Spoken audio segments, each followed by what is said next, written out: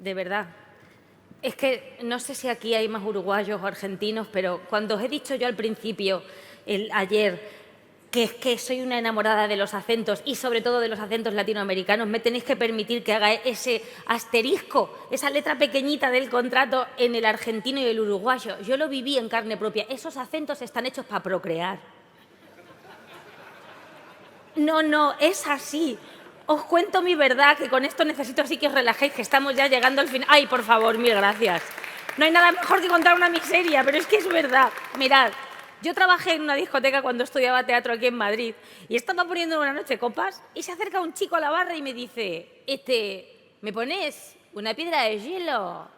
O sea, yo me quedé, elo. El chico, ¿me oíste? Princesa. Y yo, esa.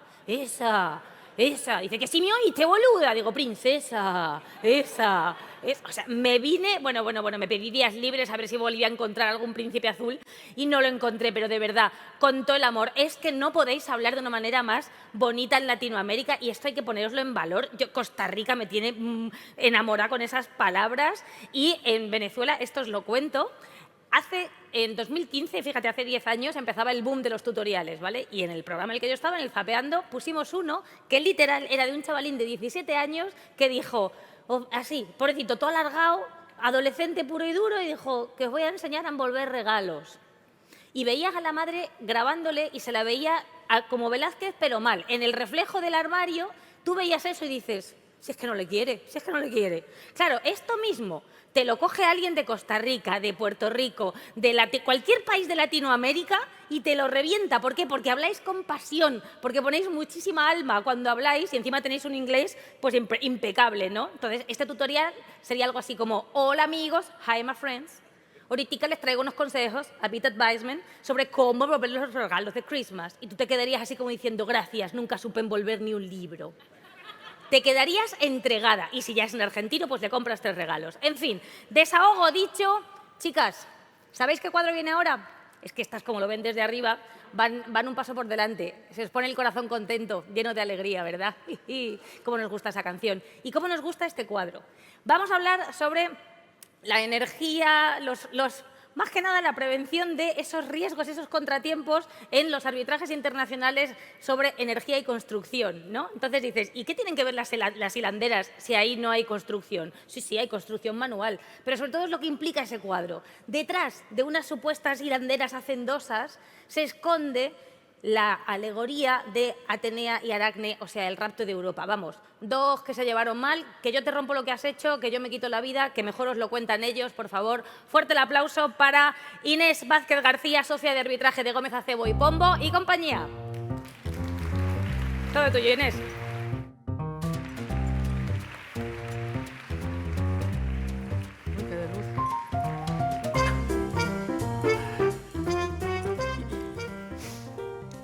Bueno, pues muy buenos días a todos. Es un placer para mí, hablo en nombre de toda la mesa, estar en esta nueva edición del Open. Muchas gracias a Javier, a la organización y sobre todo a todos los que estáis aquí después de una mañana larga y cuando el hambre seguro ya aprieta. El tema de nuestra mesa creemos que es un tema de actualidad o por lo menos de interés para muchos de los que estamos en el mundo del arbitraje, porque los grandes proyectos de energías, de infraestructuras de construcción derivan muy frecuentemente en disputas arbitrales que, como digo, nos ocupan y preocupan a muchos de los que estamos aquí, ¿no? Estos proyectos se caracterizan por una complejidad técnica importante, en muchos casos por un importante volumen de inversión y también por la multiplicidad de actores en un engranaje que a veces resulta complejo, ¿no? Todas estas características y otras que irán aflorando a lo largo de la conversación hacen que la gestión o la multiplicación de los riesgos y su correcta gestión sea una pieza clave para el éxito de los proyectos y para llegar buenas condiciones o en las mejores condiciones en el caso en el que haya disputas. Y sobre gestión, identificación y mitigación del riesgo, venimos hoy a hablar aquí y nuestra inspiración artística es el cuadro de Las hilanderas de Velázquez. Además de por su obvia belleza, que eso no requiere mayor explicación, nos parece o nos parecía que hay un cierto paralelismo con el tema que vamos a hablar, con los dos planos que se ven en el cuadro, ¿no? El primer plano, que es el proceso de la creación, en este caso las hilanderas y la forma de tejer, y el segundo plano, aparte de la cuestión mitológica, que luego hablaremos aparte, la creación, ¿no? En este caso el tapiz, en la analogía, el proyecto o el arbitraje satisfactorio en caso que lo haya, ¿no? Cuanto más hilvanado, cuanto mejor esté tejido y nunca mejor dicho toda esta parte, ¿no? Este primer plano, mucho más exitoso y mejor será el resultado final, ¿no? Para hablar de este tema contamos con un panel de excepción, empezando por Ana María Ordóñez, que es árbitro y cónsul voy a decirlo completo, Martínez, Quintero, Mendoza, Laguado y de la Rosa. Además, y seguro que muchos también habréis coincidido en su antigua posición como directora de Defensa Jurídica Internacional en la Agencia Nacional de Defensa Jurídica del Estado de Colombia, donde tuvo la ocasión de coordinar y de estructurar y consolidar un modelo de defensa exitoso en un total de 22 arbitrajes de inversión, lo cual tiene una práctica y una trayectoria muy interesante tanto en la parte pública como en la parte privada. A continuación, Federico Casanova, que es director del Departamento de Gestión Contractual de SACIR Construcción. A diferencia del resto, pues, es ingeniero de caminos, canales y puertos, tiene casi 25 años de experiencia en el sector de la construcción y ha participado en infinidad de proyectos en 4 continentes. Luego, Federico, nos dirás cuál es el que te falta. Australia. Australia. Desde hace años también asesora y define políticas y estrategias comerciales para la constructora y se ha estado involucrado en numerosos litigios y arbitrajes, en algunos participando incluso como experto o perito. Almudena Larrañaga es socia de Gómez Acebo y Pombo. Previamente desarrolló junto con Luis García del Río una práctica en una boutique o despacho privado de arbitraje y haciendo mucho acompañamiento a grandes empresas en proyectos en el extranjero. Y bueno, comparte gran parte de su pasado profesional con nuestro último ponente, que es Luis García del Río, también socio de Gómez Acebo y Pombo, árbitro en numerosas disputas y que fue director de Asuntos Jurídicos de Repsol Butano y posteriormente tuvo con Almudena una larga trayectoria antes de incorporarse al despacho en un despacho propio. Si os parece, igual que en las hilanderas, vamos a empezar a tirar de la madeja o del hilo y empezamos por lo que es primero cronológicamente en los proyectos, que es la definición y la contratación del proyecto. Entonces, Luis, en tu ya dilatada experiencia, ¿qué riesgos surgen en ese momento primigenio de definición y, sobre todo, cómo se pueden, si es que es posible, tratar de mitigarlos? No es obligatorio aquí o muy conveniente tener ya a la vista en la posible contienda que surge habitualmente, incluso probablemente ya la propia inclusión de una cláusula arbitral es una forma de mitigación del riesgo, ¿no?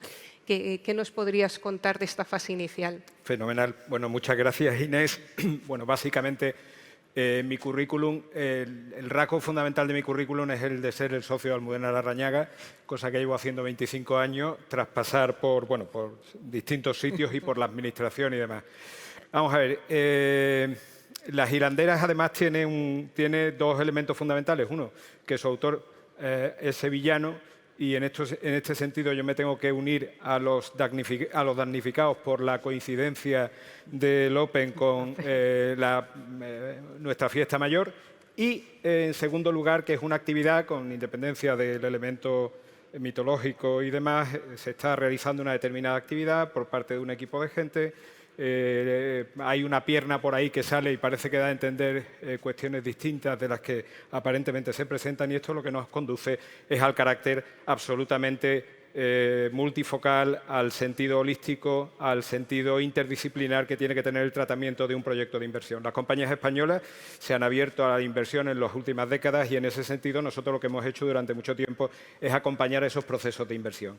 Entonces, la cuestión ¿cuál es? Y yo no querría resultar disruptivo en un foro de arbitraje, pero la cuestión es que nosotros no queremos hablar específicamente de arbitraje, sino de proyectos. Y entender que el arbitraje es parte, como tú has dicho, de la mitigación de riesgos que acompaña al desarrollo de un proyecto. Pero nuestro objetivo a la hora de asesorar a un cliente industrial, a la hora de asesorar a una compañía cotizada en el desarrollo de un proyecto de inversión en el extranjero, no es tener un magnífico arbitraje y ganarlo y tener después un laudo que puede ser más o menos difícil de ejecutar, sino lo que queremos fundamentalmente es que se haga el proyecto.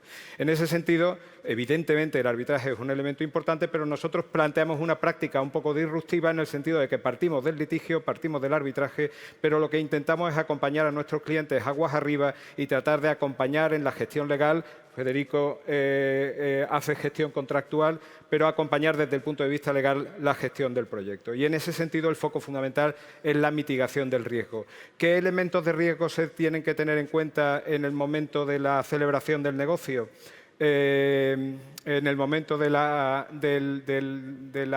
incorporación al proyecto en cuestión. Bueno, pues evidentemente, en primer lugar, yo hablaría primero de cómo enfocar esa fase. Nosotros creemos que en ese sentido tiene que haber equipos interdisciplinares. El riesgo empresarial es un riesgo que tiene muchos matices. Hay un riesgo reputacional, hay un riesgo financiero, hay un riesgo económico, hay una propia situación de cada compañía en cada concreto país, y eso no solamente es hacer simplemente un checklist de due diligence, sino que eso requiere un análisis legal profundo y serio, y ese es un poco el planteamiento que nosotros estamos queriendo hacer. Y creemos además que ese análisis es bueno que lo hagan los litigantes, porque de alguna forma el litigante es el que al final recibe en el procedimiento de arbitraje todas las patologías y todos los elementos que se han llevado a cabo de forma incorrecta durante el proyecto. ¿Cuáles serían, después Almudena tú vas a hablar de la fase más de ejecución, pero cuáles serían las cuestiones que habría que ver inicialmente? Pues yo creo que fundamentalmente cuestiones referidas al contrato. Cada día nos encontramos más con que las compañías tienen que acceder a procedimientos de licitación internacional que a veces se convocan por entidades públicas, a veces se convocan por entidades privadas, pero hay toda una serie de elementos de riesgo que se ponen de manifiesto ahí. Por ejemplo, países donde se contiene cláusula arbitral en la identificación de las condiciones de licitación y del contrato que se va a celebrar, y tras contener esa cláusula arbitral, cuando la compañía va a ir a arbitraje, se le plantea que tiene que ser tribunales de justicia, porque la legislación del país no permite, por ejemplo, que las entidades públicas se sometan a arbitraje. Bueno, esa es una cuestión que es necesario aclarar en el momento de la definición y de la entrada en el proyecto. El ecosistema interno del país, no solamente a nivel de las cuestiones que habitualmente se suelen ver en una due diligence, hay que analizar, por ejemplo, los niveles de corrupción de ese país, hay que analizar, por ejemplo, en qué medida la corrupción se utiliza en procedimientos arbitrales como elemento de paralización del procedimiento, como elemento de suspensión del procedimiento, cuestión que en ocasiones tiene un carácter fundado y en otras ocasiones no tiene el más elemental sentido, y eso en algunos países se lleva a cabo casi como una práctica sistemática. Hay que identificar las fases del proyecto. Un tema que genera muchísimos problemas es la identificación de las fases de la ingeniería, esa ingeniería conceptual, esa ingeniería de detalle, dónde empieza y dónde acaba cada una, cuál es el régimen de responsabilidades que se produce en eso. Como tú comentas, Federico, a veces no es tanto un problema de reparto de responsabilidades, sino de eficiencia, pero las responsabilidades tienen que estar definidas e intentar, en la medida de lo posible, que los contratos no sean semilleros de pleitos, sino que introduzcan elementos con un cierto nivel de claridad. ¿Qué más cosas se pueden plantear? Pues, por ejemplo, las cláusulas multi-step que se incorporan en los contratos. Ahora, últimamente, asistimos a contratos donde se nos plantea que el contrato va a ser espléndido porque las reclamaciones se van a resolver en 5 minutos por medio de un formulario donde se contienen una serie de cláusulas en las que hay que explicar con absoluto detalle todos y cada uno de los problemas que se han producido en el proyecto. Eso en muchas ocasiones es un engaño, porque en muchas ocasiones el contratista en 5 días, en 10 días, no tiene capacidad para poder poner de manifiesto todas esas vicisitudes. ¿Qué más cuestiones se pueden plantear? Por supuesto, la cláusula de arbitraje, que en realidad es un instrumento, no es una finalidad, pero en la medida en que haya una cláusula de arbitraje a una corte con una reputación de objetividad, de imparcialidad y de independencia, evidentemente el contratista va a tener un mejor nivel de protección que si no se nos plantea esa situación. Y después, en proyectos integrados, en proyectos complejos, hay que tener en cuenta pues, otro tipo de cuestiones, como por ejemplo los regímenes de reparto o de distribución de responsabilidades entre las diferentes compañías que forman parte de los proyectos, el régimen, por ejemplo, de la atribución de responsabilidades por medio de cláusulas back-to-back entre contratista principal, subcontratista o entre concesionario y contratista, las relaciones de legitimación que se pueden plantear a la hora de reclamar, la coordinación entre los diferentes contratos, la coordinación de las cláusulas arbitrales de un mismo contrato, porque a veces nos encontramos en proyectos integrados donde en un momento dado las diferentes disputas que se padecen en el proyecto se experimentan por parte de sujetos distintos y es muy complicado poder plantear finalmente un único procedimiento arbitral, la posibilidad de reglas de consolidación en el arbitraje en el caso de que se esté afectando a intereses de distintos proyectos. Tenemos que ser expertos. Yo creo que en nuestro ámbito tenemos que intentar ser expertos, no sé si tanto especialistas, pero tenemos que intentar ser expertos en el negocio. Tenemos que intentar tener abogados formados en este caso que estamos hablando, en ingeniería y construcción, conocer los contratos propios de la industria, conocer las reglas de juego, pero también tenemos que intentar ser expertos en nuestros clientes, conocer los intereses que la empresa tiene en el país en cuestión, saber cuál es el nivel de belicosidad que la empresa puede tener o no con ese cliente o con esa administración en función de los intereses cruzados o de las expectativas que pueda tener en ese país. Y todos esos son elementos que se ponen de manifiesto al inicio del proyecto. Nosotros en Gómez Acebo y Pombo, dentro de la práctica de arbitraje, tenemos un equipo de asesoramiento integral de proyectos de ingeniería y construcción. Obviamente tenía que decirlo. Y a nosotros es un tema que nos funciona, creemos que es una cuestión que ayuda a la posición del cliente, focaliza los temas en el cliente y después al final, si lamentablemente tenemos que llegar al arbitraje, precisamente por nuestra involucración en el proyecto, tenemos una curva de aprendizaje que nos permite poder discutir con la parte contraria en unas condiciones ciertamente ventajosas porque hemos estado en el proyecto desde el principio. Ese es un poco el sentido, la filosofía que tenemos y ese es un poco el elemento que queremos transmitir. Por tanto, control de riesgos, fijación en el ámbito de la empresa, control de riesgos desde la propia definición del proyecto, enfoque multidisciplinar, distintas. A mí no me gusta ese planteamiento del equipo de mercantil que discute un proyecto de inversión y de pronto le mandan la cláusula de arbitraje al litigante para que se diga si la cláusula le parece bien o no. No, el litigante tiene que estar involucrado en la propia definición y en las propias relaciones de responsabilidad que surgen y nacen del contrato y en todo ese concepto, como decía, absolutamente holístico, es en el que creemos y en ese sentido focalizados en la protección del riesgo empresarial en la práctica jurídica que aplicamos. No sé si te he contestado. Me has contestado. Y con lo que nos has dicho creo que tendríamos para debatir el día entero y todavía no hemos puesto un pie en la obra. Por ir completando un poco el panorama de riesgos, Almudena, ¿qué ocurre eso, ¿no? Cuando el contratista ya ha ganado la licitación, en caso que la haya, tiene un contrato y ya inicia la obra, ¿no? Ahí empieza toda otra serie de potenciales riesgos, pero riesgos que además son muy frecuentes y los vemos mucho en la práctica. Si tuvieras que elegir algunos de los más relevantes o si tuvieras de alguna manera que desde tu experiencia decirnos si hay forma de ir mitigando también estos riesgos en lo que es la ejecución del proyecto, ¿cuáles serían, no? Pues muchas gracias, Inés. Yo partiría de la base de que una vez identificados los riesgos, como comenta Luis, en la fase previa del contrato, ahora ya tenemos el contrato, es lo que hay, son las reglas del juego. Es muy posible que no hayamos podido a lo mejor negociar todas las cláusulas, incorporar todas las cautelas que hayamos querido, etcétera, etcétera. Entonces, tendremos que seguir haciendo el análisis de riesgo, tendremos que seguir identificando los riesgos que ahora mismo ya tenemos, que no hemos podido a lo mejor mitigar a través de negociaciones, de Q&As o de cláusulas contractuales. Ya estamos con lo que tenemos y tenemos que seguir para adelante. Pero no tenemos que dejar de analizar los riesgos y de analizar el impacto de los riesgos en el contrato, de identificar cuáles realmente son más importantes y cuáles son menos, darles también una importancia en cuanto a holgura de tiempos y a holguras a lo mejor en temas presupuestarios, etcétera, etcétera. Entonces, el tema de los riesgos es algo que nos va a acompañar desde el principio. Intentamos identificarlos, intentamos minimizarlos, pero posteriormente en la ejecución de la obra, aunque los problemas casi siempre son muy parecidos y suceden siempre más o menos los mismos, no dejan de sorprendernos en todo caso y se necesitan equipos multidisciplinares que vayan desde el principio, en nuestra opinión, hasta el final.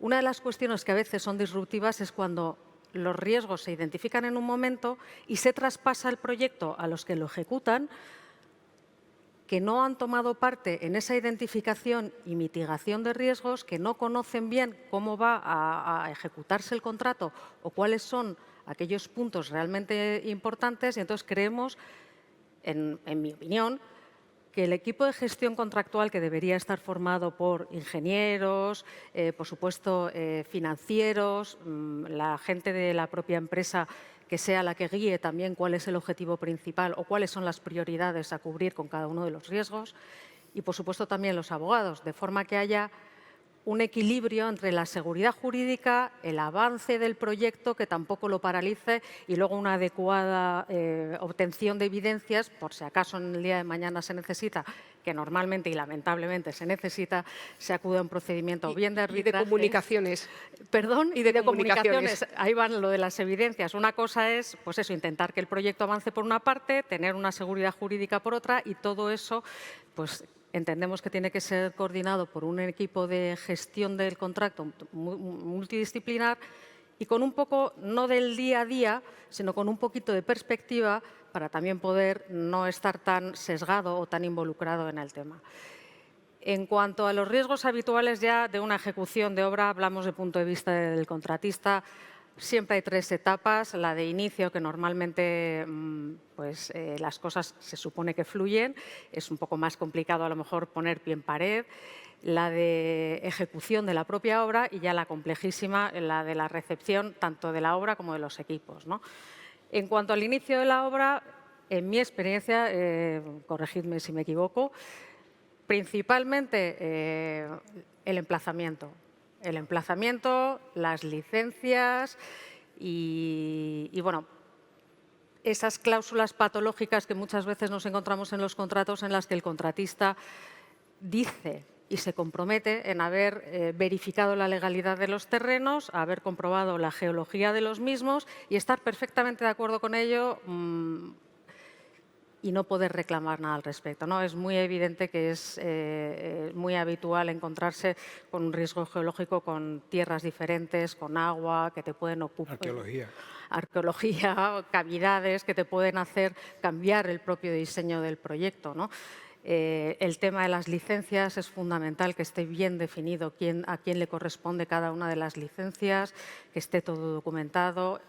Una de las posibles mitigaciones de este tipo de riesgos a veces es la emisión de órdenes de entrada parciales o de inicio de obras parciales, de forma que la otra parte que se ve afectada a lo mejor por un riesgo, pues quede más encapsulada, porque nuestra idea es precisamente el encapsulamiento también de lo que es la contingencia, de lo que es el riesgo, para luego tener bien claro, analizado y desarrollado lo que es la disputa en concreto a presentar en un arbitraje.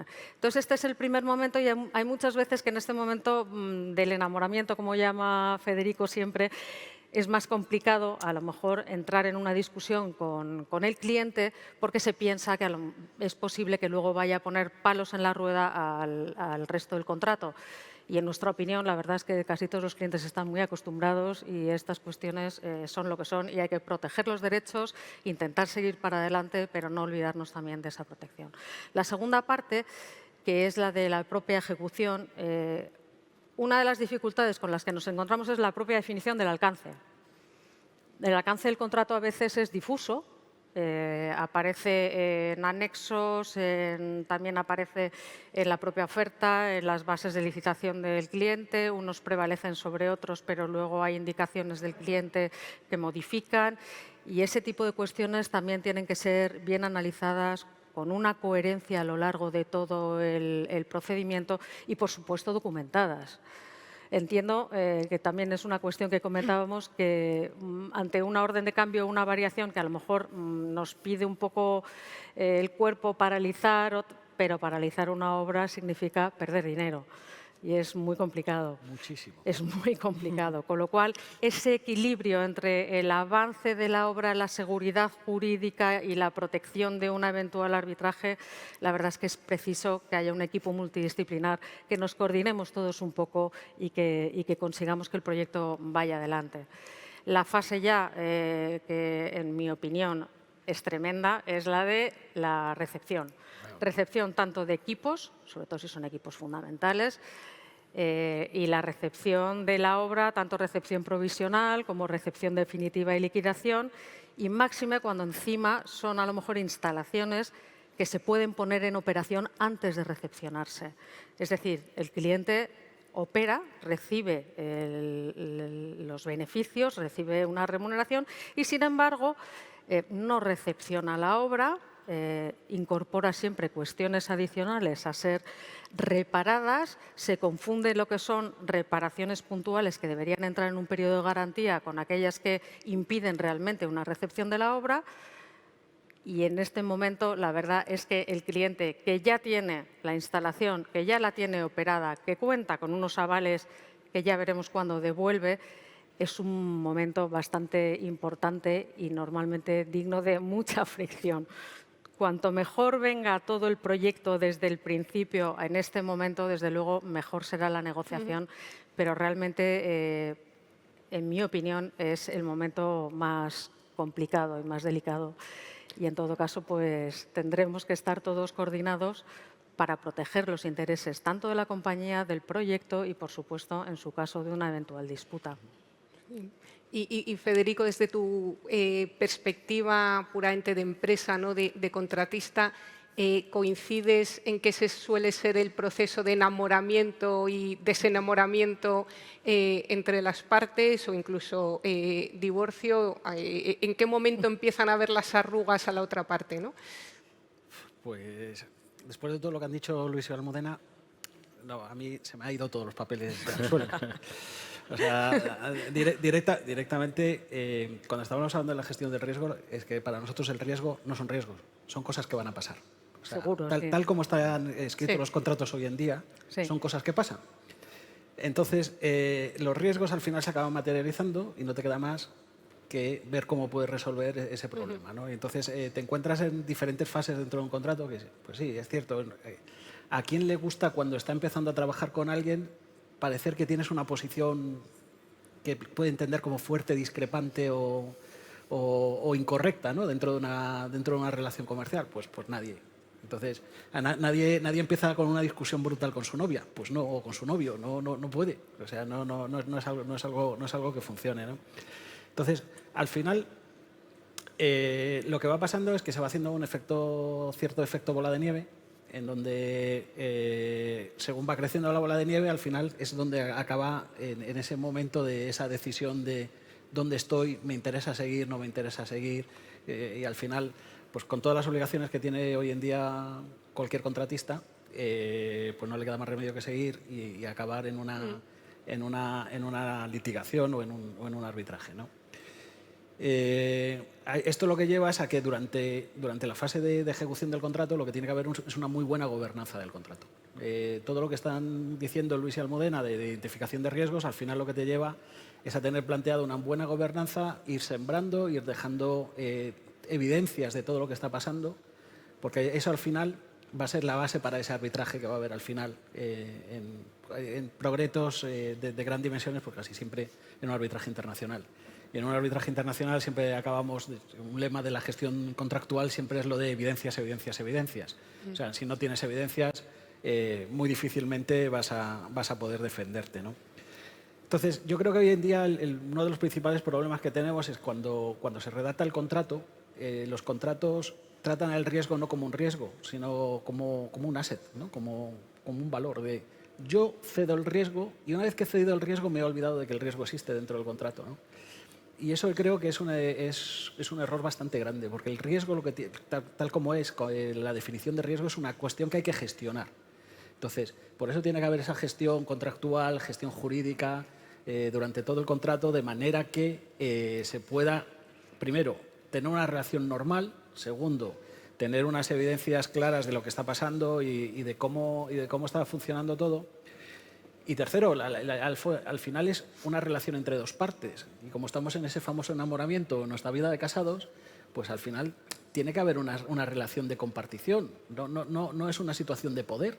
O sea, no tiene que haber una situación, incluso en algún momento, de abuso, ¿no? Me gustó mucho intervenciones antes, en anteriores mesas, de que estábamos hablando del DIB o de los materiales naturales, volviendo un poco al tema que planteáis vosotros, de la definición del alcance de un proyecto. Hoy en día la definición de un alcance de un proyecto realmente es muy, muy difícil de definir y los contratos no lo definen. Entonces, tenemos ahí una zona gris, muy gris, que siempre lleva a las disputas, ¿no? De a qué realmente te has comprometido y cómo te has comprometido a hacer las cosas y cómo esos riesgos que existen dentro del contrato van contra ese compromiso que has adquirido, ¿no? Y luego, si una vez que se da el riesgo, ¿cuál es el volumen del riesgo que se da? Si el riesgo es un riesgo normal o se ha desbordado el riesgo y ya directamente estamos hablando de otra cosa. Estamos hablando de a lo mejor de una necesidad de un reequilibrio económico del contrato. Pues eso es algo que siempre va a estar ahí y va a ser uno de los principales elementos de disputa, ¿no? Obviamente, otro de los grandes problemas es la definición de roles hoy en día dentro de un contrato. O sea, cuando dicen, es que es un tema que ya lo llevo casi al tema personal, lo tengo que admitir, que es el principio de cooperación. Usted está obligado a cooperar y usted está obligado a cooperar en resolver 20.000 problemas. Pero el cooperar inmediatamente se convierte en hacer. Oiga, no hay una delegación expresa de autoridad para que yo pueda tomar unas determinadas decisiones porque tendrían que ser tomadas por parte de un tercero o de la administración o del cliente. Y sin embargo, parece que se impone que con ese deber de cooperación, que uno tiene una obligación de hacer más y subsecuentemente se amplía el alcance del proyecto. Y ya volvemos a entrar en el lío de hasta dónde llega el alcance. Entonces, es una situación que lleva a la disputa. La disputa pues la podemos gestionar a través de un DIB, a través de los procedimientos que marque el contrato para la resolución de disputas durante la ejecución del contrato. Pero ahí entramos en otro potencial riesgo que tenemos hoy en día, que es la interpretación de un DIB como un mini arbitraje. O la interpretación de elementos de resolución de disputas que tienen que ser ágiles se convierten en un elemento que lleva meses y meses y meses. Y luego hay una cierta tendencia que viene derivada, yo creo que también del arbitraje, que es esos análisis retrospectivos. O sea, durante la ejecución de un proyecto no puede haber un análisis retrospectivo. O sea, tiene que haber una cierta confianza y tiene que haber ciertas normas de juego de que cierto componente de lo que se está dentro de la disputa tiene un carácter directamente prospectivo, va a ser hacia adelante, no, que va a implicar sobrecostes o ampliación de tiempo con elementos que todavía no han sucedido. Y entonces hay una cierta tendencia al famoso que dicen los americanos, el wait and see, me quedo parado y voy a ver cómo puedo evaluar el daño de manera que sé que el daño es cierto, se ha incurrido y usted me ha demostrado que existe, ¿no? Pues para eso está el arbitraje al final del proyecto. Pero durante la ejecución del proyecto tenemos que tener otra visión. Porque el proyecto, como bien se comentaba anteriormente, es un elemento dinámico y además el objeto del contrato es hacer el proyecto. O sea, no un proyecto deriva un contrato, sino es al revés. O sea, lo que quiere todo el mundo es tener un producto final. Entonces, el contrato no se tiene que convertir en un arma arrojadiza entre las diferentes partes, ¿no? Y eso sucede mucho en la actualidad, ¿no? De que la mayoría de los problemas que existen normalmente vienen derivados, y al final es fácil de entender, del flujo de caja dentro de un proyecto. Sí. O sea, lo que hay que tener es suficiente capacidad para poder seguir evolucionando el proyecto dentro de las condiciones que obviamente has pactado y con el precio que has pactado. Pero cuando ya no sucede eso, ya estamos en otro escenario. Y ya no voy al reequilibrio económico de la ley, del legal, que vosotros lo manejáis muchísimo mejor que yo en esto me declaro un ignorante, pero que tiene que haber un momento en el cual el contrato se lleve de nuevo a las condiciones iniciales en las que se estaba, para poder seguir ejecutando el contrato de una forma adecuada y además para poder cumplir con todos esos objetivos y todos esos compromisos que tenemos enfrente de nosotros, ¿no? Entonces, esto viene muchas veces derivado también de la falta de flexibilidad en las relaciones personales que hay en las obras, que también esto también lo quiero destacar. O sea, muchas veces es no solo problemas contractuales, sino de cómo dos personas en un contrato llegan a un enconamiento tal que produce que el contrato se encuentre en una situación complicada. Y yo no estoy hablando solo, en nuestro caso, por parte del cliente, a veces también por parte de la propia constructora, ¿no? Entonces, hay que mejorar en esos casos, obviamente hay que mejorar la gobernanza del contrato, hay que ver que las cosas se están haciendo realmente como se tienen que hacer. E insisto, o sea, la gestión del riesgo pues para nosotros es algo que ya existe y lo vamos a tener que hacer y vamos a tener que vivir con ello, ¿no? Y al final pues llegaremos a esa situación famosa de divorcio, espero que no, pero cada vez hay una mayor dificultad para obtener variaciones al contrato o órdenes de cambio durante el contrato, sobre todo cuando estamos en ciertos países donde obtener una aprobación pública cuesta muchísimo tiempo. Muchas veces los tiempos de ejecución del contrato no están ligados con los tiempos de aprobación administrativos. Entonces te lleva a una situación de, por tu obligación de continuar en el contrato, que es un riesgo que tú ya tienes asumido desde el principio, que yo tengo que continuar porque yo lo tengo que acabar, pero te va creciendo una bola de nieve, volvemos a esa famosa bola de nieve, que acabamos en lo que es algo que también vemos constantemente, de que dicen, no, es que los contratistas recorrís mucho a las global claims. No, es que la global claim viene forzada porque no se resuelve anteriormente cada uno de los riesgos cuando se van dando y se van valorando correspondientemente. Entonces llegas a una situación final de desencuentro con una pelota montada espectacular. Y entonces es donde ya el desencuentro es total, ¿no? Un inciso, una cosa que has comentado me parece importante. Bueno, me parece muy importante todo lo que has dicho. En tu condición de ingeniero de camino, evidentemente todo es importante. Pero había un ingeniero de caminos que decía que un ingeniero de caminos tenía que ir siempre correctamente vestido porque podía ser objeto de un homenaje en cualquier momento. Entonces, bueno, pues en esa... Pero es el tema de los hitos de pago del proyecto, la definición. Lo digo porque es un tema que afecta a la definición del propio proyecto. El contratista no está obligado a financiar al cliente. Correcto. Y, por tanto, el contratista en la definición de los hitos de pago tiene que tener garantizado un flujo de caja que le permita hacer frente. Una cosa es que se exijan condiciones de solvencia a los contratistas y otra cosa es que los contratistas estén obligados a financiar al cliente. Evidentemente ese no es el entendimiento y, por tanto, la definición de los milestones y de los hitos de pago es una de las cuestiones fundamentales que en términos de riesgo financiero va a afectar a la propia compañía a la hora de afrontar el proyecto. Era solamente eso. Y si encima lo unimos con las variaciones que entonces te hacen que no puedas cumplir el hito y entonces te bloquean el pago porque no has cumplido el hito, estás retrasado, te aplica penalidades, pero es que ha variado la obra ya...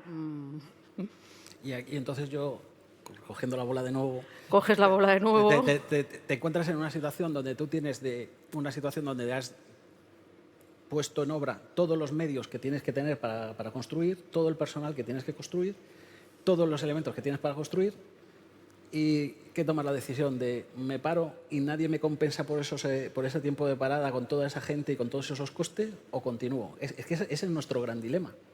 Nuestro gran dilema siempre es el punto en el que tienes que tomar una decisión de si voy o no voy, si continúo o no continúo, pero habitualmente no pasa, pero llega a situaciones extremas en las que esa financiación se convierte o en una financiación al cliente o en una pérdida en tus cuentas de resultados por no poder amortizar todos tus costes indirectos y generales que tienes durante la ejecución de la obra. Entonces, al final tienes que hacer un cierto análisis coste-beneficio para ver hacia dónde vas y hacia dónde vienes. Por lo cual, estás en una situación complicada, por lo cual, en una situación, como diría la mesa, de riesgo. ¿no? Porque es donde estás más expuesto a una situación de falta de caja, a una situación de peligro de continuidad, a una posibilidad de enturbiar de una manera muy alta toda la relación con tu cadena de suministro o desde el punto de vista ambiental con todas las comunidades que tienes a tu alrededor, en el momento de que todas las comunidades se ven afectadas por la obra que tú estás ejecutando y de repente pues hay una cierta presión de por qué avanzas, no avanzas, porque entonces estamos metidos en una situación complicada.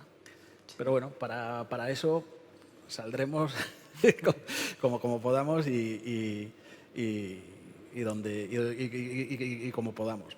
Pero para eso, ahí permitirme 30 segundos, la defensa del equipo de gestión contractual, que es el que tiene que empezar a documentar y a poder dar trazabilidad a todos estos hechos y a mantener una relación epistolar cordial con el cliente, o más que cordial, adecuada. Adecuada. Esa sería la palabra. Adecuada, a veces no tan cordial, pero adecuada para poder tener toda esa prueba constituida o al menos dejar suficientes evidencias para poder desarrollar luego ese potencial arbitraje en el futuro con unas ciertas garantías.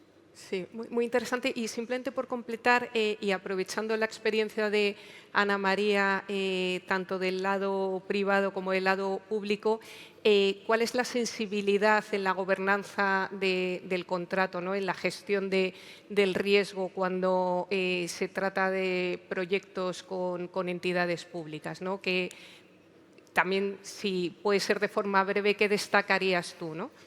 Muchas gracias, Inés, y gracias al equipo de Gómez Acebo y Pombo por esta invitación.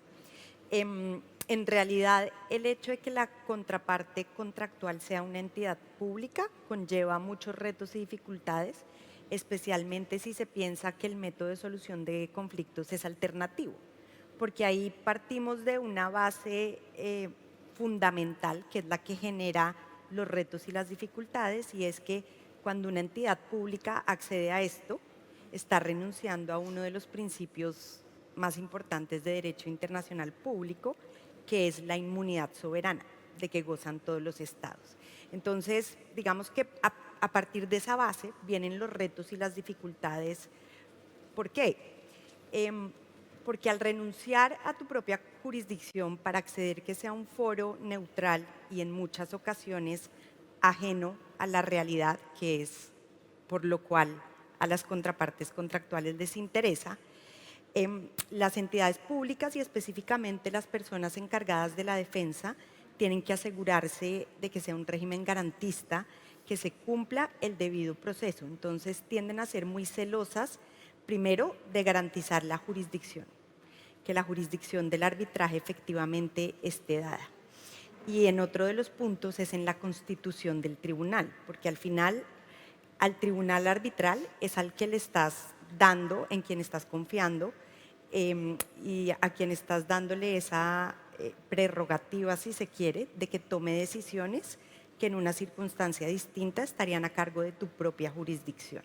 Entonces, en la constitución del tribunal con las entidades públicas se toma mucho tiempo.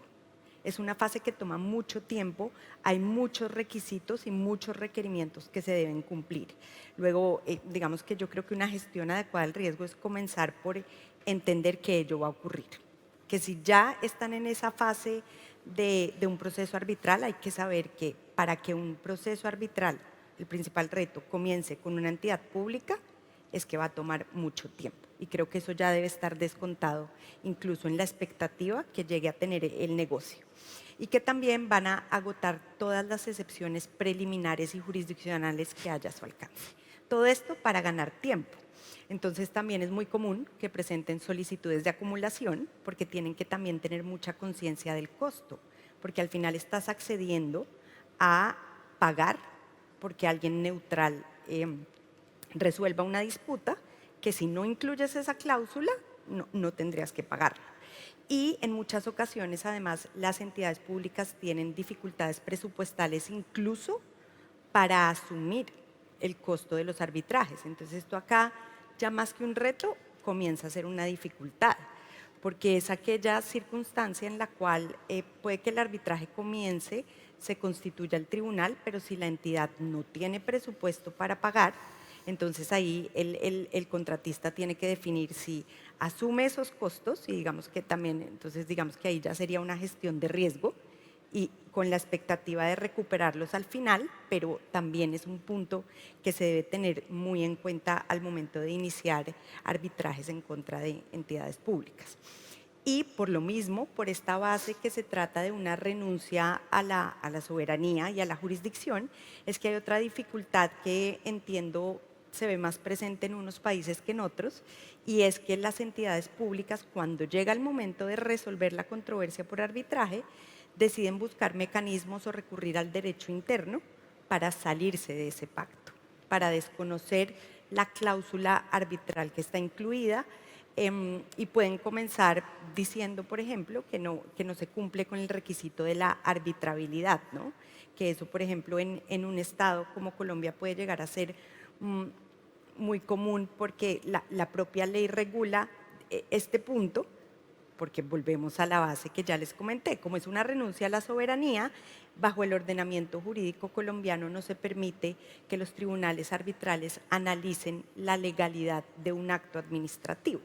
Entonces, digamos que hay una línea bastante delgada que hay que tener en cuenta al momento de recurrir a un arbitraje, y es asegurarse de que el asunto que se está pretendiendo arbitrar realmente sea de aquellos arbitrables para evitar incurrir en los costos y en la destinación de recursos de iniciar un proceso que tal vez no va a llevar a ningún lugar, o peor aún, que puede llegar a ser objeto de anulación eventualmente.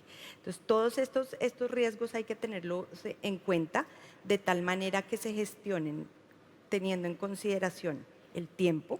Entonces, esto me lleva a decir que lastimosamente no necesariamente el arbitraje es un método muchísimo más rápido que la jurisdicción. Por supuesto que sí es más rápido, pero cuando hay una entidad pública de contraparte, hay que descontar esos, yo creo que 6 meses que se puede llevar lograr iniciar. Y también tener en consideración un presupuesto, ¿no? En caso dado que tal vez sea necesario incluso asumir los gastos administrativos, que no debería ser, pero en aquellas circunstancias en las que la entidad pública no tiene el presupuesto descontado, es que no hay nada que hacer. Los funcionarios no pueden hacer nada distinto a decir por restricciones presupuestales no lo podemos hacer. Y en mi experiencia también incluso las entidades públicas utilizan mucho pues este argumento de cómo funciona la política, ¿no? Ofrecemos excusas, necesitamos más tiempo porque hay un cambio de administración. Entonces, digamos que eso no necesariamente es lo más presentable, pero en la práctica es la realidad. Las personas que le están haciendo el frente al arbitraje no necesariamente tienen el poder de asumir la responsabilidad de tomar ciertas decisiones, y en efecto tienen que esperar a que los autoricen, pero eso va completamente en contra de la cláusula arbitral y el pacto arbitral. Entonces es como lograr entender cuáles son esas dinámicas y esas dificultades de tal manera que se gestionen adecuadamente las expectativas y los presupuestos. Nos queda muy poquito tiempo. No sé si, Luis, tú quieres hacer alguna aportación desde la perspectiva más española. Sí, sobre lo que ha dicho Ana María. Bueno, yo creo que entre España la situación en cuanto a la litigación, en cuanto al arbitraje con entidades públicas es muy distinta aquí en este momento. Incluso la ley de contrato del sector público ahora mismo es más restrictiva y se contempla en determinados supuestos en casos de arbitraje internacional, pero ahora mismo es un tema que está en debate. La posibilidad del arbitraje en el sector público en el ámbito interno es un tema que será básicamente una cuestión en estos momentos de lege ferenda. Se anuncia en la exposición de motivos de la Ley Orgánica 1/2025 la posibilidad de medios alternativos adecuados de resolución de controversias con el sector público, pero en este momento no es algo que en el ámbito interno se esté, incluso, insisto, con un planteamiento más abierto en la ley de 2011 y más restrictivo en la ley de 2017. Yo, la única reflexión es, lamentablemente, y a mí, vamos, yo vengo también del sector público, pero la experiencia que tenemos en Norte de África, en Latinoamérica, es que en algunas ocasiones la litigación contra entidades públicas, lejos de ser un escenario más cierto de intercambio de posiciones o de seguridad jurídica, se convierte incluso en más insegura. No solamente por todos los temas que has comentado, sino también después por la propia dificultad de ejecución de los laudos e incluso en el marco de la gestión contractual, porque muchas veces los interlocutores del contrato alcanzan compromisos y acuerdos con el contratista que, sin embargo, por los procedimientos internos de aprobación, después no se sancionan. El contratista opera en el bien entendido de que eso ha sido autorizado por la Administración y, sin embargo, se acude a tal. Y, finalmente, un caso que nos pasó hace tiempo en Oriente Medio y que, lamentablemente, casos de entidades públicas con cláusula de arbitraje en los contratos que, sin embargo, después invoca la legislación interna del país para decir que esa cláusula es nula y que te tienes que ir a tribunales. Perfecto, pues aquí en el Open, igual que en los proyectos, es importante cumplir con el tiempo. En los 30 segunditos que nos quedan, agradeceros a todos vuestras intervenciones. La conclusión es que riesgo siempre hay que convivir con él, hay que tratar de gestionarlo y hay que tener el objetivo en el proyecto, ¿no? Como decía Federico. Muchas gracias también a todos y esperamos veros el año que viene. Muy bien, os habéis ganado el vaso con las chuches grandes, todos, porque se lo voy a dar a la moderadora, Inés. Muchas porque gracias. O sea, muy dulce, muy bien, pero, Luis, un pasito al frente, un poquito, que me ha soplado a mí que eres un apasionado de las chuches. Yo se las cedo. Sí. Esto no me lo han dicho a mí, Sí, de sí, repente me lo sí. dice Mo, nuestra regidora. Lamentablemente sí. Ha dicho, creo que Luis ha preguntado en serio, pero nos tocarán, nos tocarán. Claro. Además, tú eres un damnificado, o sea, tú eres uno de los Yo soy. que podías... Antes, cuando has preguntado de Andalucía, no he levantado la mano, pero Claro, pero porque normalmente cuando pregunto cosas sí levantáis la mano, ¿no? sí, claro. Claro, Sí, claro. efectivamente. Te ha dado cosa. Pero yo es que eres como amigo de las pasiones, sobre todo cuando es con la comida, a mí me vuelven locas las croquetas. Que hay gente que me dice, ¿pero por qué las croquetas? Digo, vamos a ver, ¿a qué te refieres concretamente de lo que me estás hablando? La comida, los chuches, esto es guay. Entonces, que alguien como tú, con tu seriedad, lo manifieste, esto es un tesoro. Esto es un masqui de manzana. Se encuentran muy pocos. Privilegio por agradecerte que hayas dejado la feria, vengas al gracias. Open y lo hagas con esa energía, de verdad. Fenomenal. Fuerte el aplauso. Vámonos todos. Gracias.